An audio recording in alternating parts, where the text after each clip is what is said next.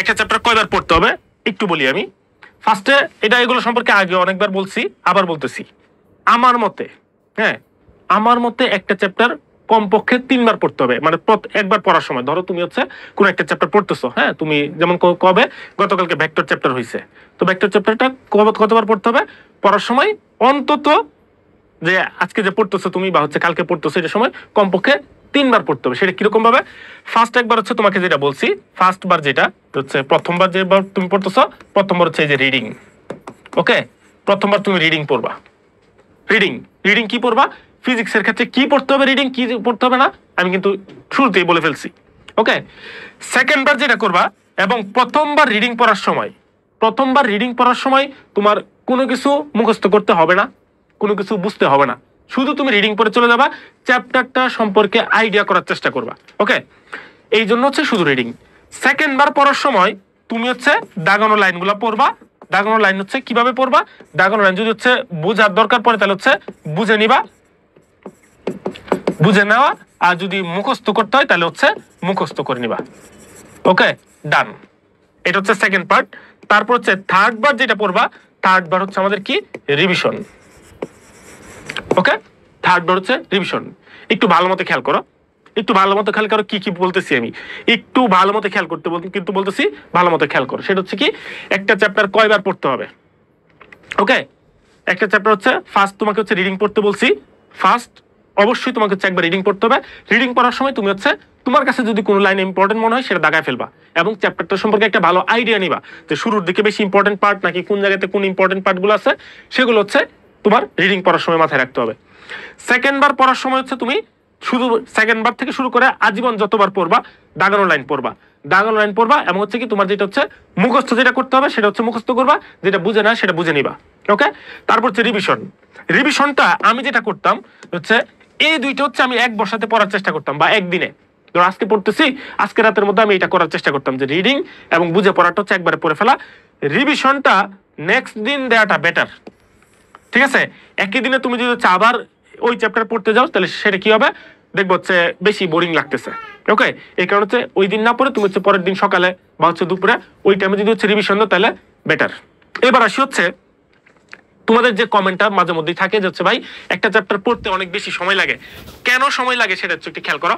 এই যে আমি ভাগ ভাগ করে দিলাম না, আমরা কি করি বা তোমরা যেটা করো এই তিনটাকেই একবারে পড়তে যাও।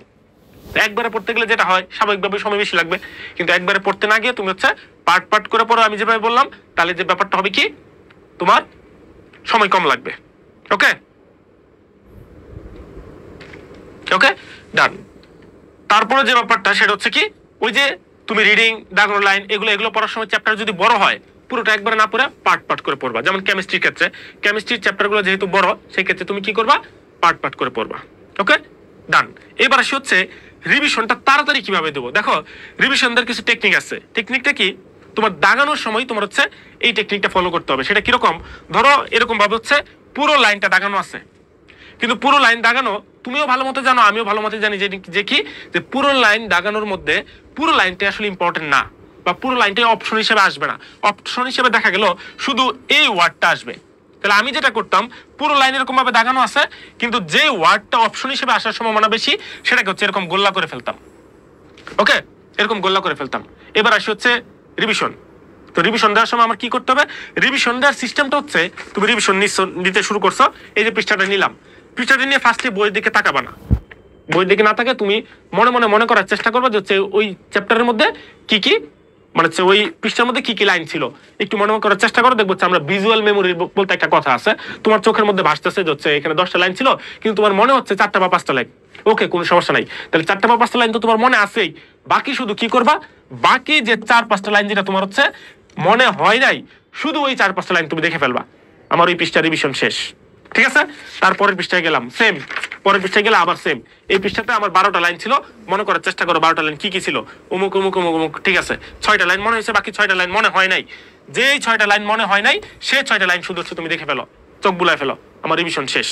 ঠিক আছে, এরপরে যদি তুমি মনে করো যাচ্ছে না ভাই আমি আরো র্যাপিড রিভিশন দিতে চাই, বইয়ের দিকে তাকায়, তাহলে কি হবে? তাহলে হচ্ছে এই যে পুরো চ্যাপ্টারটার দিকে পৃষ্ঠাটার দিকে তাকাবা, শুধু এই গোল্লাগুলো দেখে চলে যাও।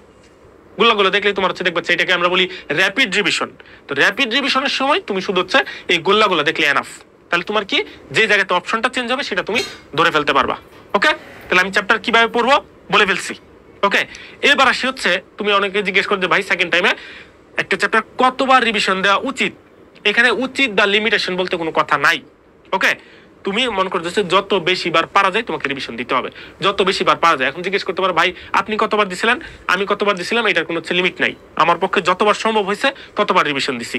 এবং সেই ক্ষেত্রে রিভিশন দেওয়ার সময় কি মাথায় রাখতে হবে, রিভিশন দেওয়ার সময় মাথায় রাখতে হবে একটা চ্যাপ্টার খুব বেশি সময় নিয়ে একবার রিভিশন দেওয়ার চাইতে অল্প সময় নিয়ে বারবার রিভিশন দেওয়া বেটার। ওকে, আমি আবার বলতেছি, একটা চ্যাপ্টার ধরো তুমি 5 ঘন্টা সময় নিয়ে একবার রিভিশন দেওয়ার চাইতে যদি 2.5 ঘন্টা সময় নিয়ে 2বার রিভিশন দাও এটা বেটার। ঠিক আছে, একটু মাথায় রেখো। ওকে, এটা এরপর হচ্ছে চ্যাপ্টারটা পড়া শেষ। এবার কি করব, চ্যাপ্টার পড়া শেষ হলে চ্যাপ্টারের পরে তুমি হচ্ছে চ্যাপ্টারের ফার্স্টে যে কাজ সেটা হচ্ছে অনুশীলনী সলভ করা। অনুশীলনী সলভ করবা, সাথে যদি হচ্ছে যদি বোর্ড কোয়েশ্চেন থাকে সলভ করতে পারো।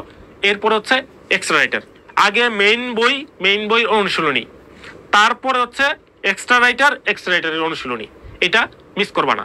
এরপরে তোমার যদি হচ্ছে বাজারের অন্য কোনো তোমার কাছে বই থাকে যে আমার কাছে অমুক বই আছে তমুক বই আছে, সেটা থেকে আমি প্র্যাকটিস করতে চাই question, okay go for it. আমি কি কথা বুঝাইতে পারতেছি কিনা একটু ভালো মতো খেয়াল করো। এগুলো তোমার সেকেন্ড টাইমের জন্য হচ্ছে স্ট্র্যাটেজি, মাথায় রেখো। ওকে, আগে যা করে আসছো আমি কি জানি না কি করছো বা কি করো নাই, কিন্তু এখন তোমার হচ্ছে এখন আরেকটু বেশি প্র্যাকটিস করতে হবে, আরেকটু স্ট্র্যাটেজিক্যাল হইতে হবে। ওকে, একটু মাথায় রাখো ব্যাপারগুলো। তো আমি কি বললাম, ফার্স্টে রিডিং, তারপর হচ্ছে দাগানো লাইন পড়া, সেটা হচ্ছে বুঝে নেওয়া বা মুখস্থ করা। এরপরে বা রিভিশনটা নেক্সট দিন দেওয়াটা বেটার। রিভিশন দেওয়ার সময় ভিজুয়াল মেমোরিটা ডেভেলপ করার চেষ্টা করবা বেশি। যে লাইনগুলো আমার হচ্ছে রিভিশন হয় নাই সেই লাইনগুলো শুধু আমি দেখে নিব। র্যাপিড রিভিশনের সময় শুধু গোল্লাগুলো দেখে নিব, যেই জায়গাগুলো থেকে হচ্ছে আমার অপশন চেঞ্জ হবে, প্রশ্ন হবে। ওকে, ডান। এরপর হচ্ছে কি করব, পুরো চ্যাপ্টারটা শেষ হওয়ার পরে অনুশীলনী ফার্স্ট, তারপরে এক্সট্রা রাইটার অনুশীলনী। এরপরে যদি হচ্ছে আমার কোনো বই থাকে প্র্যাকটিস বুক, সেই বই থেকে এমসিকিউ প্র্যাকটিস করা। ডান।